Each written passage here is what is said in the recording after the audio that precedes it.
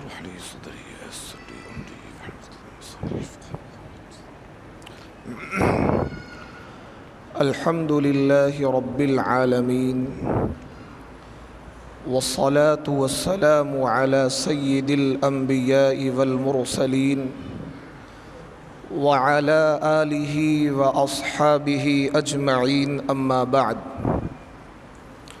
فقد قال الله تبارك وتعالى في كلامه المجيد والفرقان الحميد: أعوذ بالله من الشيطان الرجيم، بسم الله الرحمن الرحيم. وَلَقَدْ نَصَرَكُمُ اللَّهُ بِبَدْرٍ وَأَنْتُمْ أَذِلَّةٌ فَاتَّقُوا اللَّهَ لَعَلَّكُمْ تَشْكُرُونَ۔ حاضرین مجلس، سامعین محترم، نوجوان دوستوں اور بزرگوں،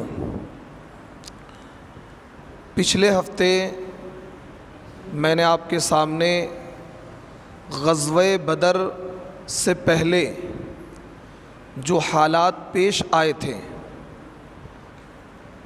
اور غزوہ بدر جن اسباب اور وسائل کی وجہ سے ہوا تھا، وہ تمام چیزیں میں نے آپ کے سامنے بیان کی تھیں، اور آپ کو یہ بتایا تھا کہ غزوہ بدر کن وجوہات اور کن اسباب کی وجہ سے وجود میں آیا تھا۔ تو غزوہ بدر کی جو اصل وجہ بنی ہے، جس کو میں نے تقریر کے اخیر میں جس واقعے کو میں نے بیان کیا تھا، اس کی طرف اشارہ کر کے میں اپنی بات کو شروع کرتا ہوں۔ غزوہ بدر کی جو اصل وجہ بنی وہ یہ کہ حضرت عبداللہ نامی ایک صحابی ہیں، اللہ کے نبی صلی اللہ علیہ وسلم نے ان کو مکے کے قریب بھیجا تھا۔ ایک مقام نخلا ایک جگہ ہے کہ آپ وہاں جا کر جاسوسی کریں اور مکے کے لوگوں کی نقل و حرکت ہمارے سامنے پیش کریں۔ تو وہاں اتفاقی طور پر یہ واقعہ پیش آیا کہ کچھ کفار مکہ سامنے آئے، تو حضرت عبداللہ نے ان پر حملہ کر دیا۔ حملہ کرنے کے نتیجے میں 2 لوگوں کو انہوں نے گرفتار کر لیا، اور ایک شخص کا قتل ہو جاتا ہے جس کا نام ہے عمرو ابن الحضرمی۔ کیا نام ہے؟ عمرو ابن الحضرمی۔ یہ شخص قتل ہو جاتا ہے۔ اچھا، یہ شخص قتل ہوتا ہے تو یہ مکے کے جو رئیس حرب ابن امیہ، یعنی اس کا جو والد ہے عمرو ابن الحضرمی کا، عبداللہ ابن الحضرمی، وہ کیا ہے، مکے کا جو سردار ہے حرب ابن امیہ، اس کا حلیف تھا، اس کا دوست تھا۔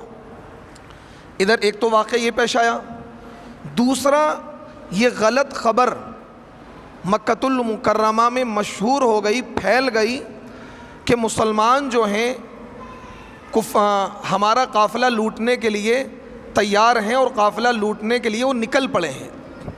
معاملہ یہ ہوا تھا کہ نبی علیہ السلام اور صحابہ نے جب سے ہجرت کی تھی اور آپ مدینے پہنچ گئے تھے، تو مستقل میں نے آپ کو پچھلی تقریروں میں بیان کیا ہے کہ مستقل کفار مکہ یہ کوشش کر رہے تھے کہ کسی طریقے سے مدینے میں یہ لوگ سکون سے نہ بیٹھ پائیں، مدینے میں مسلمان اور نبی علیہ السلام سکون سے نہ بیٹھ پائیں، بلکہ مستقل طور پر یہ چھوٹی چھوٹی ٹکڑیاں روانہ کرتے تھے اور مسلمانوں پر حملہ آور ہونے کی کوشش کرتے تھے لوگ۔ اسی طریقے سے کرز بن فہری کا واقعہ بھی پیش آیا کہ جو شخص مکہ سے آیا اور مدینے کی چراگاہ جہاں پر مسلمانوں کے جانور چرتے تھے، اس نے حملہ کر کے مسلمانوں کے اونٹ اور بکریوں کو لے کر کیا ہے وہ رفو چکر ہو گیا۔ تو اس طریقے کی حرکتیں مستقل یہ لوگ کر رہے تھے، اور اسی پر بس نہیں بلکہ مکے کے لوگوں نے عبداللہ بن ابی جو مدینے کے سرداروں میں سے تھا، اس کو خط بھی لکھا تھا کہ محمد کو تم ہمارے حوالے کر دو یا قتل کر دو۔ یہ 2 باتیں اس نے لکھی تھیں۔ تو یعنی کہنے کا مطلب یہ ہے کہ مکے سے ہجرت کرنے کے بعد آپ مدینہ پہنچے، وہاں بھی جا کر سکون نہیں تھا، بلکہ کیا تھا، مستقل طور پر یہ لوگ کیا کوشش کر رہے تھے کہ ایک ہم بڑا حملہ مدینے پہ کریں گے اور مسلمانوں کو بھی اور مسلمانوں کے جتنے بھی حمایتی ہیں ہم ان کو تباہ و برباد کر دیں گے، ہم ان کو تباہ و برباد کر دیں گے۔ یہ ان کا معاملہ تھا۔ خیر، اب جب اس طرح کے معاملات پیش آ رہے تھے تو مکے کے لوگوں نے مسلمانوں کے خلاف ایک بڑی جنگ کی تیاری کی، مسلمانوں کے خلاف ایک بڑی جنگ کی تیاری کی، اور وہ تیاری یہ تھی کہ یہ جو مکے کے کافر تھے انہوں نے اس سال ایک بڑا قافلہ روانہ کیا تجارت کے لیے ملک شام، اور مکے کی تمام آبادی نے اس تجارت میں حصہ لیا، حتیٰ کہ عورتوں نے بھی اس تجارت میں حصہ لیا، حتیٰ کہ عورتوں نے بھی اس تجارت میں حصہ لیا۔ ارے بھائی ادھر کیا دیکھ رہے ہیں آپ لوگ؟ مطلب ایک ذرا سا بچہ آ گیا اسے ہی دیکھ رہے ہیں، میں بارہ کوشش کر رہا ہوں، کیا ہے ادھر؟ اتنی اہم گفتگو چل رہی ہے، اتنی قیمتی گفتگو چل رہی ہے، ایسے پاگل ہوئے پھرے ہیں، سب ادھر ہی دیکھ رہے ہیں۔ کوئی آ گیا تو آ گیا، سب کے سب پاگل ادھر ہی دیکھ رہے ہیں۔ کیا ختم کر دوں بیان؟ میں نماز پڑھا دوں ڈائریکٹ؟ جب بھی کہیں تقریر سننے جائیں تو آپ کی توجہ صرف مقرری کی طرف ہونی چاہیے، پر آپ ادھر ادھر دیکھیں گے، اس کی طرف نہیں دیکھیں گے تو اس کی توجہ نہیں ہوگی، اس کے دل پر اللہ تعالیٰ اچھی باتیں نہیں ڈالے گا۔ میں بیان کر رہا ہوں، کوئی ادھر دیکھ رہا ہے، کوئی ادھر دیکھ رہا ہے، وہ ذرا سا بچہ کیا گیا مستقل اسی کی پتہ نہیں کیا لے کر آ گیا، وہ سونا چاندی لے کر آ گیا پتہ نہیں کیا، تو اس طرح کی حرکت نہیں ہونی چاہیے بالکل بھی۔ خیر، گفتگو یہ چل رہی تھی کہ نبی علیہ الصلوۃ والسلام مکۃ المکرمہ سے مدینہ پہنچ گئے، لیکن کفار مکہ کی عداوت اور دشمنی کم نہیں ہوئی، بلکہ وہ مکمل طور پر بار بار یہ کوشش کر رہے تھے کسی طریقے سے ہم کیا ہے مسلمانوں کو جا کر وہاں تہہ تیغ کر دیں، اور اس کی پوری پلاننگ بار بار وہ کر رہے تھے۔ تو پلاننگ اب مسلمانوں پر حملہ کرنے کے لیے، مدینے پر حملہ کرنے کے لیے انہیں ساز و سامان کی ضرورت تھی، تو انہوں نے یہ طے کیا کہ اس مرتبہ کیونکہ مکے میں کوئی تجارت نہیں تھی، یہ لوگ ملک شام سے تجارت کیا کرتے تھے، تو اس مرتبہ ایک زبردست قافلہ انہوں نے تجارت کا روانہ کیا، اور مکے کے جتنے بھی لوگ تھے ان تمام لوگوں نے، حتیٰ کہ عورتوں نے بھی تجارت میں حصہ لیا، اور تمام سب نے اپنی طرف سے، ایسا ہوتا تھا تجارت کا نظام کہ جیسے کہ میں تجارت میں شریک ہونا چاہ رہا ہوں، اپنا مال دے دیا اور اپنا وکیل بنا کر میں نے کسی کو بھیج دیا، تو عورتیں جو تجارت میں حصہ لیتی تھیں بذات خود نہیں جاتی تھیں، بلکہ اپنا وکیل بنا کر کسی کو بھیج دیا کرتی تھیں، جیسا کہ حضرت خدیجہ نے اللہ کے نبی کو اپنا وکیل بنا کر بھیجا تھا تجارت کے لیے۔ تو اس طریقے سے مکہ کی کل آبادی نے حصہ لیا، اور ابو سفیان جو ابھی تک مسلمان نہیں ہوئے تھے، یہ کیا ہیں کفار کے سردار بن کر ملک شام گئے۔ ادھر کیا ہیں عمرو ابن الحضرمی کے قتل کا واقعہ پیش آیا، عمرو ابن الحضرمی کے قتل کا واقعہ پیش آیا۔ ادھر کیا ہے مکے میں خبر مشہور ہو گئی کہ مسلمان کیا ہیں ابو سفیان اور ہمارا قافلہ لوٹنے کے لیے کیا ہے مدینے سے باہر نکل آئے ہیں، اور وہ ہمارے قافلے کو لوٹ لیں گے۔ اب دو واقعے ایک ساتھ پیش آئے، ادھر ان کو کفار مکہ کو غصہ یہ آیا کہ ہمارے کیا ہے ایک شخص کو انہوں نے قتل کر دیا، اس شخص کو جو ہمارا حلیف تھا، ہمارا دوست تھا۔ دوسرا یہ کہ مسلمانوں کی اتنی ہمت ہو گئی کہ وہ ہمارا قافلہ لوٹنے کے لیے باہر نکل آئے ہیں، تو اس لیے کیا ہے مکے کے لوگ غیظ و غضب میں اور غصے میں پاگل ہو گئے، اور انہوں نے کیا ایک بڑے لشکر کی تیاری کا حکم دیا، اور ایک لشکر لے کر کیا ہے مدینے پر حملہ آور ہونے کے لیے نکل پڑے۔ 1000 کا لشکر، اور 100 کیا ہے اس میں گھڑ سوار تھے، اور مکے کے بڑے بڑے سورما عتبہ، ولید اور ابو جہل اور شیبہ اور بڑے بڑے نامور نامچین پہلوان اور بڑے بڑے مالدار لوگ کیا ہیں، حتیٰ کہ عورتیں تک بھی کیا ہیں اس غزوے میں، اس جنگ میں شریک ہوئی کفار مکہ کی۔ اب کیا ہے یہ جو قافلہ، ادھر نبی علیہ الصلوۃ والسلام کو یہ اطلاع ملی کہ کفار ایک بڑا لشکر لے کر کیا ہے مدینے پر اور مسلمانوں پر حملہ آور ہونے کی کوشش کر رہے ہیں، اور وہ لشکر چل چکا ہے۔ نبی علیہ الصلوۃ والسلام نے فوراً صحابہ کو اکٹھا کیا اور صحابہ سے مشورہ کیا کہ بھئی کیا ان حالات میں ہمیں کیا کرنا چاہیے، ہمیں کس طریقے سے مقابلہ کرنا چاہیے، کیونکہ ابھی مسلمانوں کو مدینے میں پہنچے ہوئے 2 سال بھی مکمل نہیں ہوئے تھے۔ اب بتائیے کوئی انسان اپنا ملک چھوڑ کر کسی جگہ جائے اور وہاں پر بھی اس طرح کی مصیبت آن پڑے کہ لوگ آپ پر حملہ آور ہونے لگے، تو مسلمان پریشان ہیں، نبی علیہ الصلوۃ والسلام پریشان ہیں کہ ان کا مقابلہ کیسے کریں گے، ہم تو بے سر و سامانی کا عالم میں ہیں، اپنا ملک چھوڑ چکے ہیں۔ نبی نے صحابہ سے مشورہ کیا، تو حضرت ابو بکر، حضرت عمر، حضرت ابو بکر نے تقریر کی، ایک جانثارانہ تقریر کی، اور نبی علیہ الصلوۃ والسلام کو یقین دلایا کہ اے نبی ہم آپ کے ساتھ ہیں، ہماری جانیں، ہمارا مال، ہماری اولادیں، سب کچھ آپ کے لیے قربان ہیں، ہم پیچھے نہیں ہٹیں گے۔ لیکن کیونکہ مہاجرین کی تعداد کم تھی اور انصار کی تعداد زیادہ تھی۔ نبی علیہ الصلوۃ والسلام کا اشارہ انصار کی طرف تھا، کیونکہ نبی علیہ الصلوۃ والسلام ان کو نہیں ٹوک سکتے تھے، کیونکہ انصار نے جب نبی کے ہاتھ پر بیعت لی تھی تو یہ بیعت ہوئی تھی اس بات پر کہ اگر کفار مدینے پر ڈائریکٹ حملہ کریں گے تو ہم تلواریں نکالیں گے، اور کفار کا مدینے پر حملہ کرنے کا ارادہ نہیں تھا بلکہ باہر مدینے کے باہر لڑنے کا ارادہ تھا، اور ابھی وہ حملہ آور بھی نہیں ہوئے تھے بلکہ وہاں سے چلے تھے۔ نبی کا ارادہ یہ تھا کہ ہم جا کر کے آئیں میدان میں ہی ان سے مقابلہ کر لیں، مدینے پر حملہ نہ ہو، کیونکہ مدینے پر حملہ ہوتا تو عورتیں بچے وہ بھی کیا ہے اس کی زد میں آتے۔ تو اب جب نبی کا اشارہ انصار کی طرف تھا تو ان کے جو سردار تھے سعد ابن معاذ، سعد ابن عبادہ، یہ قبیلے خزرج کے سردار ہیں، وہ کھڑے ہوئے اور انہوں نے کہا کہ نبی علیہ الصلوۃ والسلام اگر آپ کا اشارہ ہماری طرف ہے تو آپ ہماری طرف سے بے فکر ہو جائیے، اگر آپ یہ کہیں گے کہ آگ میں کود پڑو تو ہم آگ میں کود پڑیں گے، اگر آپ یہ کہو گے کہ سمندر میں کود پڑو تو ہم سمندر میں کود پڑیں گے، بلا چوں و چرا ہم آپ کا ساتھ دیں گے۔ حضرت مقداد ابن اسود جو انصار میں سے ہیں اور سرداروں میں سے ہیں وہ کھڑے ہوئے اور انہوں نے کہا اے نبی صلی اللہ علیہ وسلم آپ بالکل نہ گھبرائیے اور آپ ہماری طرف سے بالکل فکر مند مت ہوئیے، آپ ہماری طرف سے بالکل بے فکر ہو جائیے، ہم موسیٰ علیہ السلام کی قوم کی طرح آپ کے ساتھ غداری نہیں کریں گے۔ جس طریقے سے موسیٰ علیہ السلام کی قوم نے اپنے نبی حضرت موسیٰ سے یہ کہا تھا فَاذْهَبْ أَنْتَ وَرَبُّكَ فَقَاتِلَا إِنَّا هَاهُنَا قَاعِدُونَ، اے موسیٰ تم اور تمہارا خدا جا کر دشمنوں سے لڑیں، ہمارے بس کی بات نہیں ہے، ہم تو یہیں پر بیٹھے ہوئے ہیں۔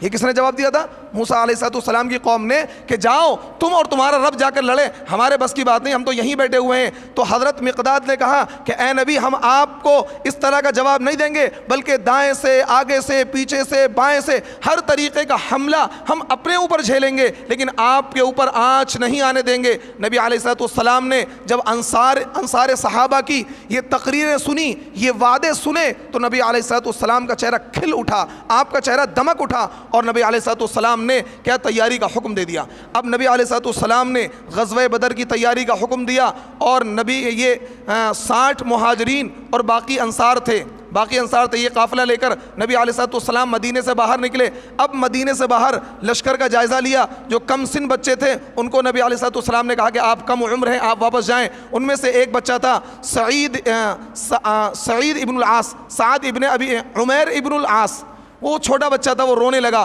کہ نبی نہیں، میں بھی جہاد میں چلنا چاہتا ہوں، میں بھی کفار کا مقابلہ کرنا چاہتا ہوں، میں بھی کیا ہے نبی کے ساتھ لڑ کر جہاد کرنا چاہتا ہوں۔ جب نبی نے ان کا شوق اور ولولہ دیکھا اس بچے کا تو نبی نے اس کو جہاد کے اندر لے لیا، اور پھر ان کے جو بھائی تھے سعد ابن ابی وقاص، ان کے گلے میں تلوار لٹکا دی۔ معاذ اور معوذ یہ دونوں بچے ہیں، اور انہوں نے یہ عزم کیا ہے کہ ابو جہل جو نبی کا دشمن ہے، جو نبی کو گالیاں بکتا ہے، جس نے نبی کو تکلیفیں پہنچائی ہیں، صحابہ کو مارا ہے، اگر ہمارا سامنا جنگ کے میدان میں ابو جہل سے ہو گیا تو دو باتوں میں سے ایک بات ہوگی، یا تو ہم ابو جہل کو قتل کر دیں گے یا پھر ہم مارے جائیں گے، لیکن ہم کیا ہیں ابو جہل کو برداشت نہیں کریں گے۔ اور آخرکار نبی علیہ السلام 313 جانثاروں کا یہ قافلہ لے کر بدر کے مقام پر پہنچتے ہیں۔ بدر مدینے سے 80 میل کی دوری پر ایک گاؤں ہے، وہاں پر ہر سال ایک میلہ لگا کرتا تھا، اور ایک وادی ہے، وادی بولتے ہیں جس کے چاروں طرف پہاڑ ہوں، بیچ میں گہرائی کا حصہ ہو، تو وادی کے اس سرے پر نبی علیہ السلام نے اپنے قافلے کو ٹھہرنے کا حکم دیا۔ اس سرے پر کیا ہے کفار مکہ آ چکے تھے اور کفار مکہ ٹھہر چکے تھے۔ نبی علیہ السلام نے جس جگہ پر پڑاؤ ڈالا تھا، جس جگہ پر آپ ٹھہرے تھے، وہ جگہ کیا ہے جنگی حکمت عملی کے اعتبار سے بہتر نہیں تھی۔ ایک صحابی ہیں خباب ابن المنذر، وہ کہتے ہیں اے نبی آپ نے جو یہاں پر قافلے کو ٹھہرنے کا حکم دیا ہے، کیا یہ وحی کے ذریعے سے اللہ نے آپ کو کہا ہے یا جنگی حکمت عملی کے نتیجے میں آپ نے ایسا کیا ہے؟ انہوں نے کہا کہ نہیں نبی، اللہ کی طرف سے کوئی ایسا حکم نہیں آیا ہے کہ ہم یہیں پر ٹھہریں گے۔ تو انہوں نے کہا کہ اے نبی آپ تھوڑا سا آگے چلیے اور آگے چل کر کنویں پر قبضہ کر لیجئے، پانی پر قبضہ کر لیجئے، آس پاس کے کنووں کو برباد کر دیجئے تاکہ کفار کیا ہے پانی نہ لے پائیں، اور پھر کیا ہے ہم ان کا مقابلہ آسانی سے کر لیں۔ نبی نے ان کی رائے کو پسند کیا اور نبی نے ایسا ہی کیا، آگے چل کر کنویں پر قبضہ کر لیا، کیونکہ جنگ کے میدان میں پانی کی بھی ضرورت پڑتی ہے، اور آس پاس کے کنویں کیا ہیں برباد کر دیے گئے۔ لیکن دیکھیے اللہ تبارک و تعالیٰ نے مسلمانوں کی مدد کی، کیونکہ جس جگہ پر مسلمان ٹھہرے ہوئے تھے وہ تمام کی تمام ریتیلی زمین تھی، اونٹ چل نہیں پاتے تھے، مسلمان چل نہیں پاتے تھے، ریت میں چلنے سے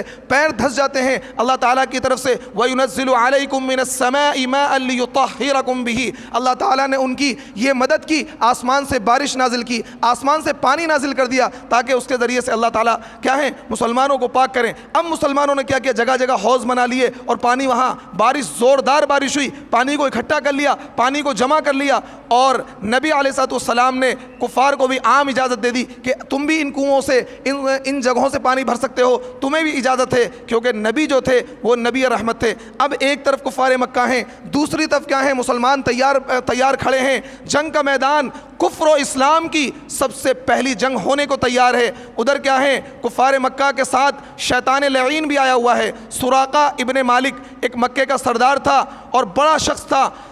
جب مکۃ المکرمہ سے کفار روانہ ہوئے تو ان کے دل میں ایک کھٹکا آیا، انہوں نے سوچا کہ ہمارے جو دشمن قبیلے ہیں، قبیلے بنی بکر، وہ مکے کے آس پاس آباد ہیں، جب ہم لوگ میدان جنگ میں ہوں گے کبھی ایسا نہ ہو یہ دشمن قبیلہ ہمارے اوپر حملہ آور ہو جائے اور ہمارے بچوں کو، ہماری عورتوں کو تباہ کر دے۔ اچانک شیطان کیا ہے سراقہ ابن مالک جو ان علاقوں کا سردار تھا اس کی شکل میں آیا اور اس نے کہا کہ تم گھبراؤ نہیں، میں تمہارا پڑوسی ہوں، میں تمہیں ضمانت دیتا ہوں کہ قبیلے بنی بکر کے لوگ تمہاری عورتوں پر یا تمہارے مکے پر حملہ نہیں کریں گے، اور میں تمہارے ساتھ ہوں، تم گھبراؤ نہیں، بالکل آج تمہاری فتح ہوگی، تم غالب رہو گے، آج تمہاری طاقت اور تمہاری قوت اتنی ہے تمہیں کوئی نہیں ہرا سکتا ہے۔ شیطان نے اور ان کو کیا پم بھر دیا اور ان کو ورغلا دیا۔ اب وہ اور کیا ہے جوش اور ولولے میں میدان جہاد کے اندر آ جاتے ہیں۔ ادھر مسلمان کیا مٹھی بھر مسلمان ہیں، ان کے پاس ہتھیار بھی نہیں ہے، کسی کے پاس زرہ ہے، کسی کے پاس نیزہ نہیں ہے، کسی کے پاس نیزہ ہے تو برچھی نہیں ہے، کسی کے ہاتھ میں ڈنڈا ہے،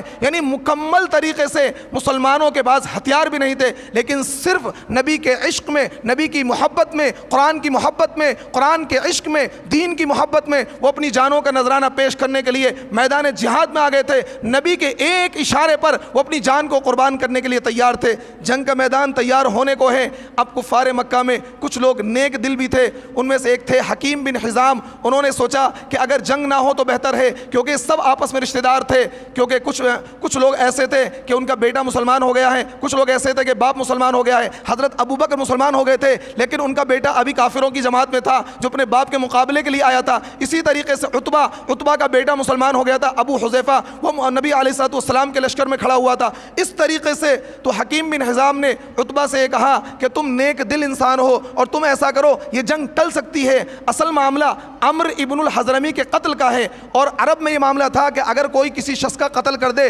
تو اس کے بدلے میں اس کے خاندان والوں کو 100 اونٹ دینے پڑتے تھے یا ان کی قیمت دینی پڑتی تھی۔ تو اس نے حکیم بن حزام جو ابھی مسلمان نہیں ہوئے تھے، بعد میں یہ بھی مسلمان ہو گئے، انہوں نے کہا کہ اگر آپ اس کا فدیہ ادا کر دیں، آپ خوب بہا ادا کر دیں تو یہ جنگ ٹل سکتی ہے اور ہم آپس میں لڑنے سے بچ سکتے ہیں۔ تو اس نے اس رائے سے اتفاق کیا، لیکن ابو جہل کی رائے ضروری تھی۔ ابو جہل کے پاس کیا ہے حکیم بن حزام گئے اور عتبہ کا یہ پیغام سنایا کہ عتبہ جنگ بندی کرنے کے لیے تیار ہے، عمرو ابن الحضرمی کا جو قتل ہوا ہے اس کا جو فدیہ ہوگا، اس کا جو تاوان ہوگا وہ ادا کر دیں گے۔ لیکن ابو جہل نے کہا کہ عتبہ اس لیے کیا ہے جنگ سے کیا ہے دامن چرا رہا ہے اور بزدلی دکھا رہا ہے کہ اس کا بیٹا مسلمان ہو گیا ہے، کہیں اس کے بیٹے پر آنچ نہ آ جائے۔ عرب کے لوگ بڑے بہادر ہوا کرتے تھے۔ جب یہ بات سنی تو عتبہ نے کہا کہ میں نہ تو بزدل ہوں اور نہ پیٹ پھیر کر بھاگ رہا ہوں، تو اگر ایسی بات ہے چلو میدان جنگ کے اندر چلتے ہیں۔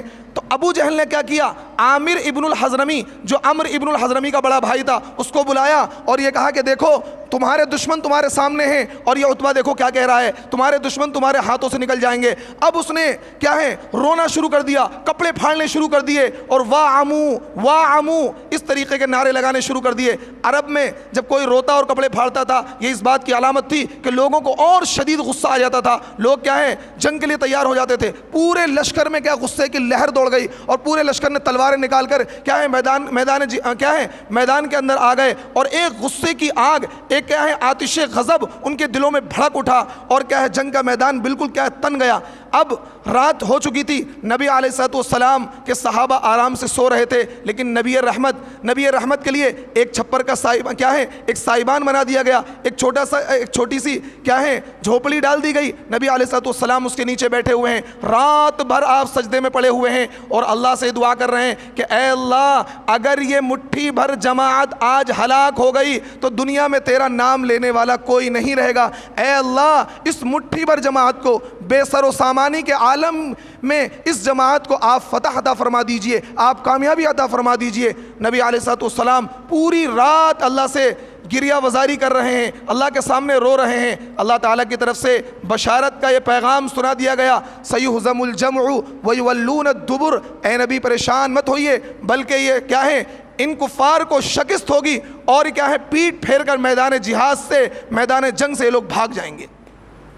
اب نبی کے دل پر تسکین ہو چکی تھی، نبی کو سکون ہو چکا تھا کہ اللہ تعالیٰ کی طرف سے فتح کی بشارت دے دی گئی ہے، لیکن جنگی حکمت عملیوں کو نبی نے پھر بھی نہیں چھوڑا، اسباب اور وسائل کو مکمل طور پر نبی نے اختیار کیا۔ دیکھیے دعا الگ چیز ہے، دوا الگ چیز ہے، ایک انسان صرف دعا کرے اور اسباب اختیار نہ کرے اس سے بڑا اس کائنات میں جاہل کوئی نہیں ہے، اور ایک انسان اسباب اختیار کرے اور اللہ سے دعا نہ کرے اس سے بھی بڑا جاہل کوئی نہیں ہے۔ اسباب کو اختیار کرے، نتیجے اللہ پر چھوڑے اور اللہ پر یقین رکھے۔ تو دیکھیے نبی علیہ الصلوۃ والسلام نے تمام اسباب کو اختیار کیا اور اس کے بعد اللہ سے دعا گو ہوئے۔ اگر نبی صرف دعاؤں سے کام بنتا تو نبی کیا مدینے میں رہ کر دعا کرتے، اور مجھے یقین ہے رب کعبہ کی قسم اگر نبی مدینے سے دعا کرتے تو کفار کا لشکر ہلاک ہو جاتا۔ لیکن نبی کو امت کو یہ تعلیم بھی دینی تھی کہ دیکھو صرف دعاؤں سے کچھ نہیں ہوتا ہے، اسباب اور وسائل کو اختیار کرنا پڑے گا۔ صحابہ کو مشقیں کرائیں، صحابہ کو گھڑ سواری سکھائی، صحابہ کو تلوار بازی سکھائی،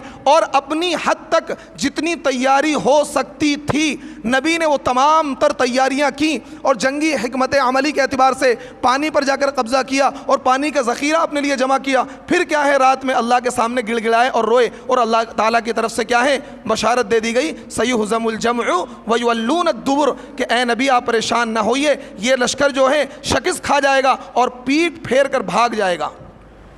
اب صبح ہوتی ہے، میدان جنگ تیار ہے، ادھر کفار کا لشکر ہے، ادھر مسلمانوں کا لشکر ہے۔ اچھا جنگ اس طریقے کی جنگ نہیں ہوتی تھی، باقاعدہ مبارز طلبی ہوتی تھی، مبارز طلبی، آؤ بھائی کون ہے میرے مقابلے پر آنے والا؟ تو ادھر سے سب سے پہلے عتبہ کو تانا، ادھر سے سب سے پہلے کیا ہے عتبہ نکل کر آیا، اور شیبہ اور ولید یہ تینوں بھائی اور بیٹے نکل کر آئے، اور انہوں نے آواز دی ہے کوئی ہمارے مقابلے پر آنے والا؟ تو ادھر سے انصار میں سے 3 صحابی، حضرت معاذ، حضرت عوف، حضرت عبداللہ ابن رواحہ، یہ تینوں نکل کر آئے۔ عرب میں تعصب بھی بہت تھا، اور خاندانی اعتبار سے اگر اپنے سے نیچے آدمی سے مقابلہ ہوتا تھا تو مقابلہ نہیں کرتے تھے۔ جب یہ تینوں مقابلے کے لیے نکل کر آئے تو کیونکہ سب نے زرہیں پہن رکھی تھی، چہرہ نظر نہیں آ رہا تھا، ان سے پوچھا تم کون ہو؟ انہوں نے کہا کہ ہم انصار ہیں، کہ جاؤ تم ہمارے جوڑ کے نہیں ہو، تم جاؤ تم سے مقابلہ نہیں کریں گے۔ نبی علیہ الصلوۃ والسلام سے کہا اے محمد ہمارے جوڑ کے جو ہمارے نسب میں برابر کے ہوں، ہمارے خاندانی اعتبار سے ہماری ٹکر کے ہوں، ان کو ہمارے مقابلے پر بھیجو۔ نبی نے کہا اے حمزہ، حضرت علی اور حضرت عبیدہ، ان تینوں کو آواز دی، یہ تینوں کے تینوں باہر نکل کر آئے، اور حضرت حمزہ کا مقابلہ ہوا عتبہ سے، حضرت علی کا مقابلہ ہوا ولید سے، اور حضرت عبیدہ کا مقابلہ ہوا شیبہ سے۔ حضرت حمزہ نے عتبہ کو ایک ہی وار میں کیا ہے جہنم رسید کر دیا، حضرت علی نے ولید کو ایک ہی وار میں جہنم رسید کر دیا، قتل کر دیا۔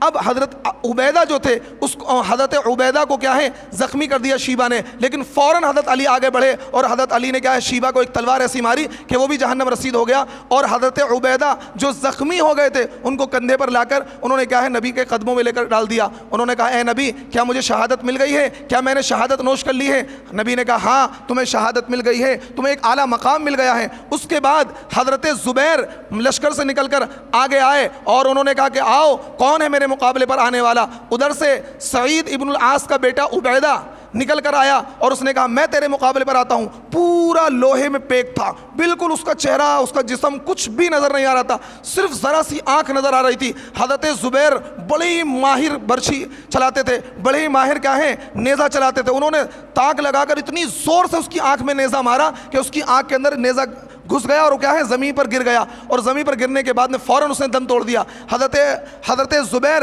اس کی گردن پر پیر رکھ کر اور برچھی کو جو انہوں نے کھینچا تو ٹیڑھی ہو گئی, یعنی اتنی زور سے اس کے گھس گئی تھی کہ وہ ٹیڑھی ہو گئی. نبی علیہ الصلوۃ والسلام نے ان کو شاباشی دی اور نبی علیہ الصلوۃ والسلام نے اس برچھی کو ان سے مانگ لیا اور یہ کہا کہ یہ ہدیتاً تم مجھے دے دو. اور وہ برچھی نبی علیہ الصلوۃ والسلام کی زندگی میں پوری زندگی یادگار کے طور پر نبی علیہ الصلوۃ والسلام کے پاس رہی. اس کے بعد حضرت ابو بکر, حضرت عمر, حضرت عثمان, حضرت علی کے پاس رہی. پھر وہ برچھی لوٹ کر کیا ہے حضرت زبیر کے بیٹے حضرت عبداللہ کے پاس واپس آ گئی اور ان کو کیا ہے بعد میں دے دی گئی. تو اس طریقے سے شروعاتی مقابلے اس طریقے سے ہوئے. جب شروعاتی مقابلے تو مبارز طلبی پر ہوتے تھے, ادھر سے ایک نکلتا ادھر سے ایک نکلتا. اس کے بعد گھماسان کی جنگ شروع ہو جاتی تھی, آپس میں سب بھیڑ پڑتے تھے. اس کے بعد جو آپس میں جنگ شروع ہوئی ہے, لیکن مکے کے جو سردار تھے وہ شروع میں ہی قتل ہو گئے, اور وہ جو بچے تھے وہ تاک میں لگے ہوئے تھے ابو جہل کے. انہوں نے حضرت عبد الرحمن ابن عوف کے کان میں آ کر کہا, اے چچا جان ابو جہل کون سا ہے, ذرا اس کی پہچان کراؤ, کیونکہ عبد الرحمن ابن عوف مہاجر میں سے تھے, مکے کے تھے. انہوں نے کہا بیٹو وہ دیکھو وہ ابو جہل ہے. اور دونوں بھائی معاذ اور معوذ اس طریقے سے باز کی طرح جھپٹے, فوراً کیا زمین پر گرا دیا اور زمین پر گرا کر اس کو زخمی کر دیا. بالکل مدہوش ہو گیا وہ, لیکن ابھی بالکل مرا نہیں تھا. جب جنگ کا میدان ختم ہو گیا اور گھماسان کی جنگ ہوئی, کفار کے کیا ہے پیر اکھڑ گئے اور بڑے بڑے سوما قتل ہو گئے. کچھ لوگ میدان چھوڑ کر بھاگ گئے. 70 کفار قتل ہوئے, 70 کفار قیدی بنائے گئے, اور جنگ کا پاسا بالکل پلٹ چکا تھا. 14 مسلمان شہید کیے گئے. اور اس کے بعد نبی علیہ الصلوۃ والسلام نے حکم دیا کہ جاؤ دیکھ کر آؤ ابو جہل کا کیا حال ہے, ابو جہل مارا گیا نہیں مارا گیا. حضرت عبداللہ ابن مسعود وہ تلاش کرنے کے لیے گئے تو ابو جہل زخمی حالت میں پڑا تھا, ابھی مرا نہیں تھا. تو ابو جہل کو پہچانا اور یہ کہا اچھا تو اس سے کہا اچھا تو یہاں پر پڑا ہوا ہے. اور فوراً کیونکہ زمانے اللہ اس نے مکے کی زندگی میں حضرت عبداللہ ابن مسعود کی ایک تھپڑ مارا تھا. انہوں نے کیا کیا, تلوار لی, اس کا سر پکڑا اور گردن کاٹ لی, اور گردن کاٹ کے لا کر نبی علیہ الصلوۃ والسلام کے قدموں میں ڈال دی. لیجئے نبی علیہ الصلوۃ والسلام یہ آپ کا دشمن ہے, اس کی گردن آپ کے قدموں میں ہے. اس طریقے سے کفار مکہ کے جو بڑے بڑے جرنیل تھے, بڑے بڑے رئیس تھے, بڑے بڑے جو سردار تھے, وہ اس جنگ میں قتل کر دیے گئے. 70 کیا ہے قیدی بنا دیے گئے. نبی علیہ الصلوۃ والسلام نے ان تمام 70 لوگوں کو کیا ہے ان کی لاشوں کو کنویں میں ڈلوا دیا, کچھ کو دفنا دیا, اور پھر کیا ہے جو مال غنیمت تھا اور 70 جو قیدی تھے ان کو لے کر مدینے میں کیا ہے فتح کا جشن مناتے ہوئے صحابہ مدینے میں پہنچ گئے. اب مسئلہ یہاں پر یہ آ کر اٹکا کہ یہ جو 70 قیدی ہیں ان کو کیا کیا جائے, یہ جو 70 قیدی ہیں ان کو کیا کیا جائے. صحابہ میں سے کچھ صحابہ نے رائے دی ان کو بھی قتل کر دیا جائے. کیوں؟ فتنے کو کبھی چھوڑنا نہیں چاہیے, ان کو قتل کر دیا جائے, کل کو ایسا نہ ہو یہ خود فتنہ بنیں گے اور دوسروں کو بھی بہکائے میں لائیں گے, ان کو قتل کر دیا جائے. حضرت عمر نے بھی یہی رائے دی کہ ان کو قتل کر دیا جائے. حضرت ابو بکر نرم دل تھے. حضرت ابو بکر نے کہا کہ اے نبی ایسا کریں, ان کو نہ قتل کریں کیونکہ یہ بھی ہمارے اپنے ہی لوگ ہیں, ان سے فدیہ لے لیں, ان سے کیا ہے تاوان لے لیں اور ان کو چھوڑ دیں, ہو سکتا ہے ان میں سے کچھ لوگ مسلمان ہو جائیں, ان کی اولادوں میں کچھ لوگ مسلمان ہو جائیں. تو نبی علیہ الصلوۃ والسلام نے اس رائے کو پسند کیا کہ اللہ کے نبی صلی اللہ علیہ وسلم نے ان کفار سے فدیہ لے لیا. جس کے پاس مال نہیں تھا, اگر کوئی لکھنا جانتا تھا اس سے کہہ دیا تم 10 لوگوں کو لکھنا سکھا دو تم آزاد ہو. کوئی پڑھنا جانتا تھا کہ تم 10 لوگوں کو پڑھنا سکھا دو تم آزاد ہو. اس طریقے سے ہر ایک سے کچھ نہ کچھ لیا گیا, کسی سے ہنر لیا گیا, کسی سے پیسے لیے گئے اور ان کو آزاد کر دیا گیا. لیکن اللہ تعالیٰ کی طرف سے سخت پکڑ آئی, لولا کتاب من اللہ سبق لمسکم فیما اخذتم عذاب عظیم. اللہ تعالیٰ نے کہا کہ اے نبی اگر نوشتہ اور کیا ہے یہ ساری باتیں پہلے لکھی نہ جا چکی ہوتی تو اس عمل پر جو تم نے تاوان لیا اس پر اللہ کا عذاب آ جاتا, کیونکہ اللہ تعالیٰ کو بھی یہی پسند تھا کہ ان کفار کو قتل کر دیا جائے. اگر یہ کفار قتل نہیں ہوئے تو کل کو ان 70 کو چھوڑا جا رہا ہے. ایک حدیث میں آتا ہے ان 70 کے بدلے میں 70 مسلمان اگلی جنگ میں شہید ہوں گے, اور وہی ہوا. وہ 70 کفار چھوڑے گئے اور اگلی 1 سال کے بعد 3 ہجری میں جو جنگ ہوئی ہے غزوہ احد, اس میں 70 صحابہ شہید ہوئے اور خود نبی کے چچا حضرت حمزہ رضی اللہ تعالیٰ عنہ غزوہ احد میں شہید ہوئے. تو غزوہ بدر کا یہ مختصر سا واقعہ میں نے آپ کے سامنے بیان کیا ہے. اور کفر و اسلام کی یہ سب سے پہلی جنگ تھی جس میں اللہ تعالیٰ نے مسلمانوں کو فتح دی, کفار کو شکست ہوئی اور اسلام کا غلبہ ہوا. اس کے بعد بھی بہت سی جنگیں ہوئیں, پھر غزوہ احد ہے اور احد کے بعد بھی کئی سارے غزوات ہیں. لیکن آپ یہ دیکھیے اسلام ایک تو مکی کی زندگی ہے, ایک مدینے کی زندگی ہے. مکے کی زندگی میں اللہ کی طرف سے حکم تھا ہاتھوں کو باندھے رکھنا ہے, جواب نہیں دینا ہے. مدینے کی زندگی میں آنے کے بعد یہ حکم دیا گیا کہ اب کیا ہے, تمہیں جواب دینا ہے. جو تم سے لڑیں تم بھی ان سے لڑو, اور اینٹ کا مقابلہ کیا ہے, پتھر کیا ہے, اینٹ کا جواب کیا ہے, پتھر سے دو. اس طریقے سے مقابلہ کرنا ہے, ان سے بالکل دبنا نہیں ہے. تو اسلام میں دونوں رخ ہیں, اسلام میں دونوں رخ ہیں. اب اگر کوئی بندہ مکے کی زندگی کو لیے پڑا, نہیں جی مکی زندگی مکی زندگی مکی زندگی مکی زندگی, ارے بھائی مکی زندگی 13 سال کی تھی, اس کے بعد مدینے کی زندگی شروع ہوئی تھی, اور مدینے کی زندگی میں کیا تھا, کفار کو کیا ہے اس کے ظلم کا جواب دینا ہے. تو وہاں اللہ کا حکم وقتی طور پر یہ تھا کہ ظلم کو برداشت کرنا ہے, لیکن اس کے بعد کیا ہے, پھر یہ جب یہ اللہ کی طرف سے آرڈر آیا کہ اب کیا ہے, ان کے ظلم کا جواب دینا ہے. تو اس لیے نبی کی ادھوری سیرت نہ پڑھیں, نبی کی ادھوری سیرت نہ پڑھیں, صرف مکی زندگی کو نہ پڑھیں بلکہ مدنی زندگی کو بھی پڑھیں. نبی کی ذات میں دونوں چیزیں ہیں, نبی کی ذات میں رحمت بھی ہے, تو نبی کی ذات میں کیا ہے قتل و قتال اور جہاد بھی ہے. نبی نے جہاد بھی کیا ہے اور نبی نے کیا ہے صبر بھی کیا ہے. تو دونوں چیزیں نبی کی سیرت میں ملتی ہیں, کسی ایک چیز کو نہیں پکڑنا چاہیے. جہاد کے پہلو کو صرف نہ پکڑیں اور صرف کیا صبر کے پہلو کو نہ پکڑیں. موقع کی نزاکت کے اعتبار سے فیصلے کرتے جائیں, اور کیا ہے نبی کی سیرت کو پڑھ کر اپنی زندگی میں اپلائی کریں, اور حالات کے مطابق فیصلہ کریں کہ ہمیں کیا کرنا چاہیے. اللہ تعالی ہمیں اعمال صالحہ کی توفیق عطا فرمائے. وآخر دعوانا